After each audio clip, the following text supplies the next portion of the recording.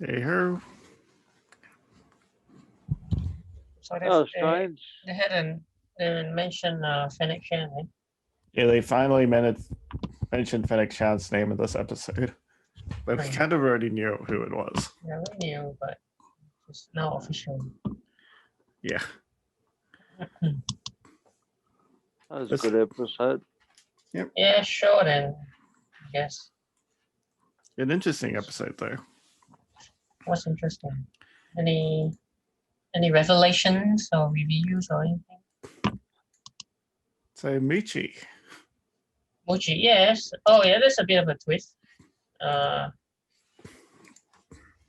Should be a Rancor.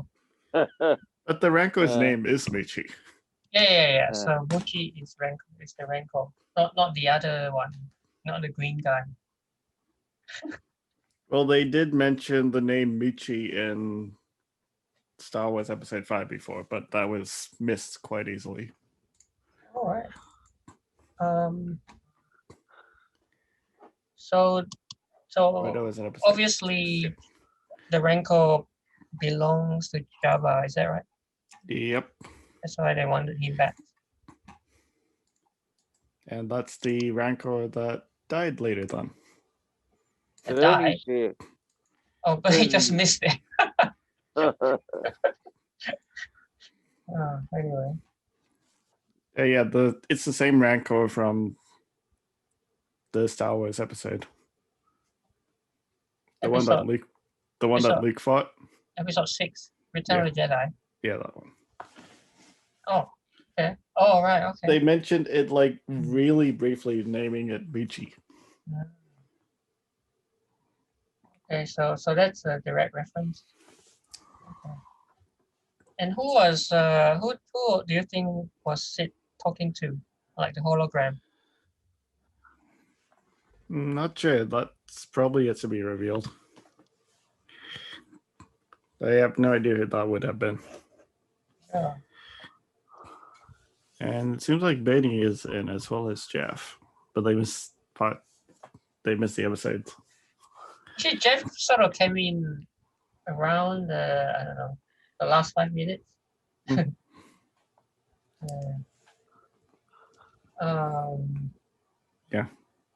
I didn't think there too many Easter eggs in this time around because they were more on a desert planet-ish. That's true. Screen Rant doesn't have any, but Den of Geek apparently has some. So Cid, apparently played by comic legend Rhea Perlman. Don't know who she is, but apparently she's from Cheers. From Cheers, she was that interesting bar lady who fights with everyone. Oh yeah. So she's I guess, kind of famous. I guess. Rhea Perlman. I thought I recognized the voice somehow. Yeah. I did not recognize the voice, but I have watched Cheers as well as Frasier when it came out after. I used to watch Cheers endlessly, night after night. Oh, you didn't recognize the voice, or did you immediately recognize?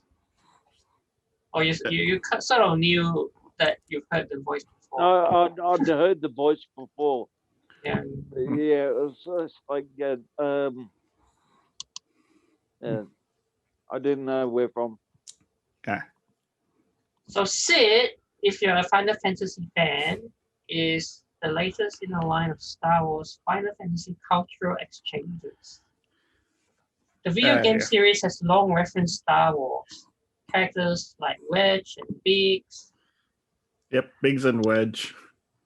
So Cid in Final Fantasy as well, yes. In almost everyone. Almost everyone. Not all of them.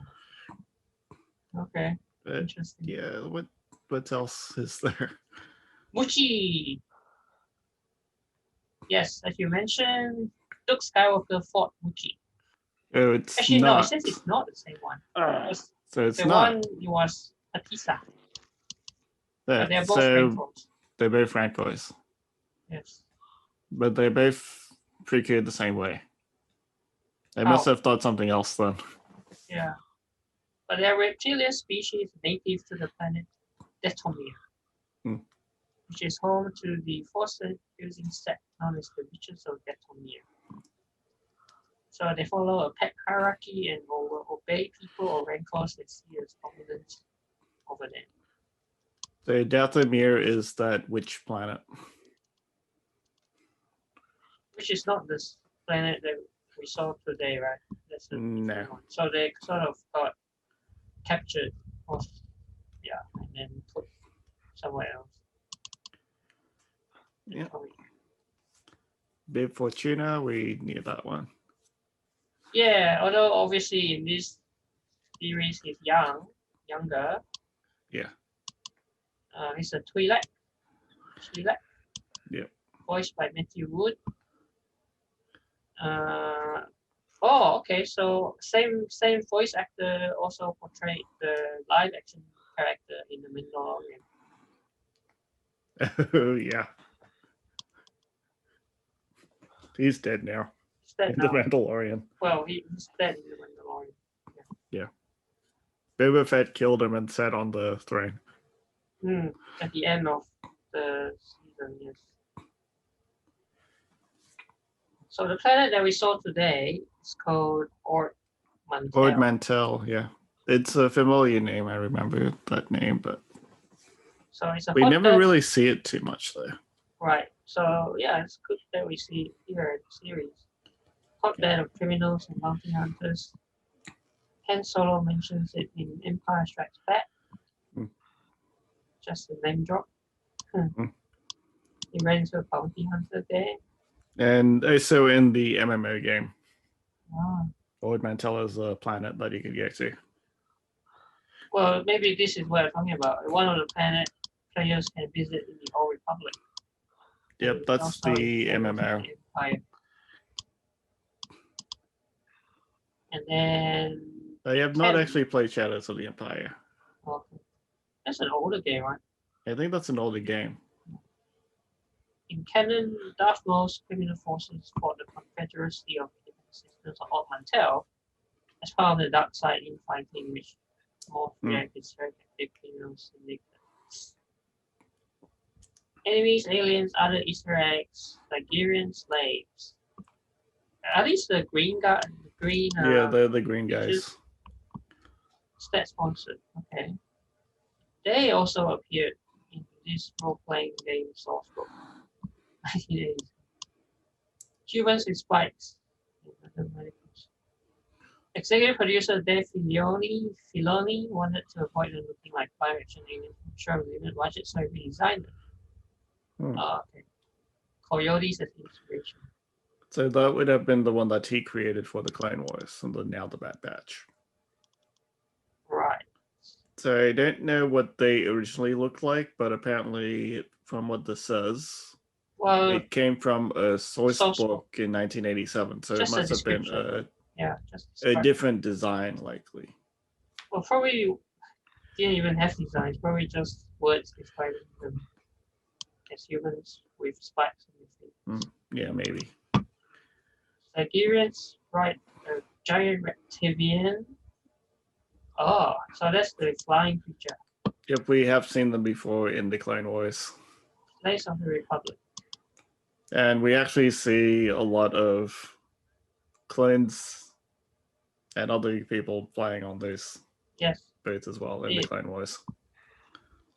Cool episode. 2 of the 3 people the Bad Batch rescue are Faline. Oh, okay. Prince Zedor in Shadow Empire, who used pheromones to manipulate people. One of the most recent appearances by this species was Beton Lodge, leader of the Black Sun Syndicate. Bib Fortuna is accompanied by Gamorreans, big like aliens. Okay, yep. Rancor mentions the various machine being as easy as a simple smash and grab at time on Quad. Quad is another relatively very universe planet side. Technically important shipyard. That's it. Yeah, that's really small amounts of little Easter eggs, nothing But then the episode went so quickly that there probably isn't much time for Easter eggs. So this is interesting though. I just came across this one which says that these article thinks that it's trying to set up Darth Maul's return. The Crimson Dawn. I think because of the planet or Ord Mantell, yeah. Mantell? Yeah, maybe. Yeah, they head to the planet of Ord Mantell.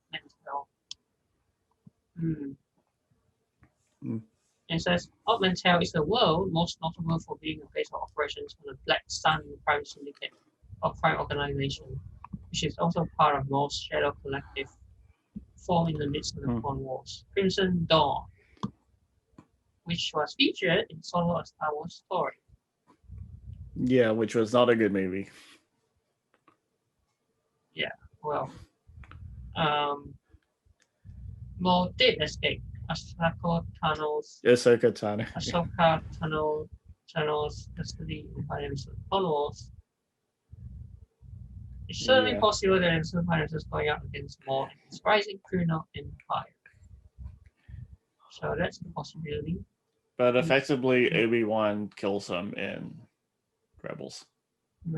Well, that's in the future, so yeah. At this point, he's still alive. At this point, it seems so, yes, he will be. Do you think Cid could have been talking with Darth Maul in the hologram? Like the hologram? Don't think so now.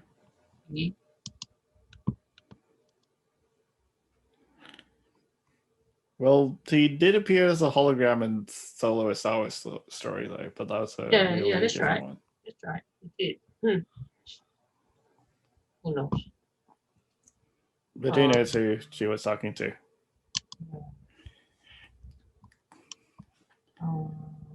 Yeah. Well, interesting episode. Not much happened. 22 minutes.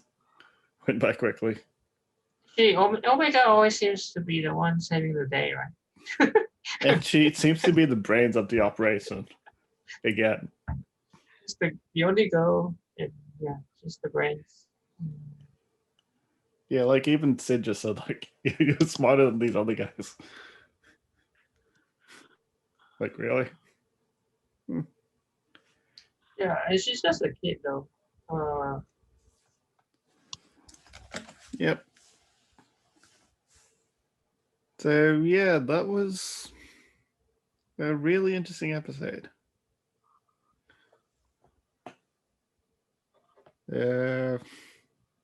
Anything else to comment on the episode? Yeah, I mean, I guess I don't mind such episodes. It's just fun, and you get some character interactions between members of the Bad Batch, especially when it comes to Omega's how they integrate her into the crew. Yeah. Yeah. But I guess it's like more of these episodes are trying to tell a story, so each time it's a continuation. There's not like a lot of episodes will be filler. Yeah. I mean, guess. Yeah, they didn't really move the story up that much, but then it's still not fully considered a filler episode, I guess. So yeah, I think this was an okay episode, not the best one. Oh, did someone say? Oh, I thought someone was saying something. So yeah, they give it maybe like a 4 or 5 out of 10 for this episode. So apparently, the Star Wars bar, every Star Wars bar also gets the most isolated cantina. And in this episode, yes, we do have a bar. We saw a bar on Ord Mantell. It's like a spiritual descendant of the cantina.